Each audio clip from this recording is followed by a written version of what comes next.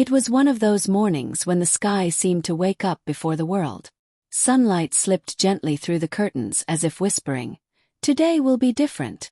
I've always believed that each day carries its own surprises. Some arrive like storms, others like soft breezes that quietly change the direction of our lives. Back then, I was living what many would call a season of loneliness. But looking back, I realize it wasn't loneliness. It was preparation. Living alone can be exhausting. The silence of the house. Weekends that feel too long. Plans that never leave the paper because there's no one to share them with. Yet there is something beautiful about that phase. It teaches us who we are when no one is watching. The problem is, we rarely understand that at the beginning. Sometimes, once we're in a relationship, we even find ourselves missing that carefree freedom. But love, when it is real, does not negotiate a return to the past. That was when Elizabeth entered my story.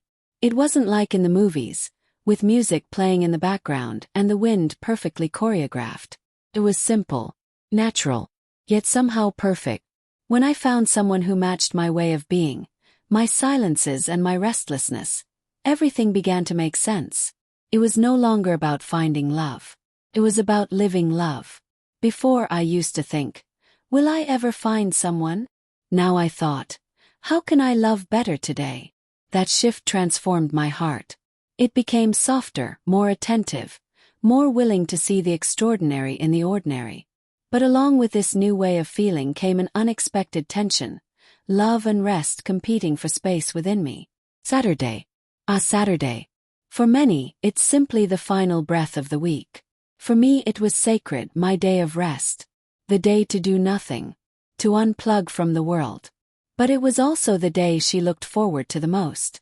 It was our day. "My dear," I said one day, trying to sound casual, "I know Saturday is the day you look forward to the most, for us to meet and catch up. But next week we won't be able to go to the mall. I need to rest a little." She looked at me. It wasn't a harsh look.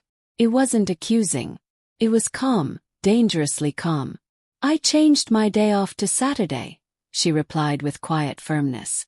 "We are not going to spend a single Saturday without seeing each other. If you're tired, rest during the week. But don't even think about touching our Saturday." In that moment, every argument I had prepared disappeared. Her gaze left no room for negotiation.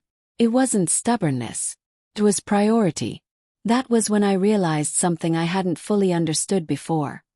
I thought I was making a great sacrifice for us. But she was sacrificing something precious too.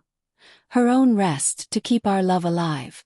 Love wasn't just about feeling. It was about choosing. It was about adjusting. Reordering priorities. That day, I understood that true love doesn't eliminate exhaustion. It gives meaning to it. It doesn't prevent conflicts. It teaches you how to resolve them with maturity. Saturday remained a point of tension sometimes, pulled between my longing for silence and her desire for presence. But most of the time, love won. And so the story of Elizabeth and João continued.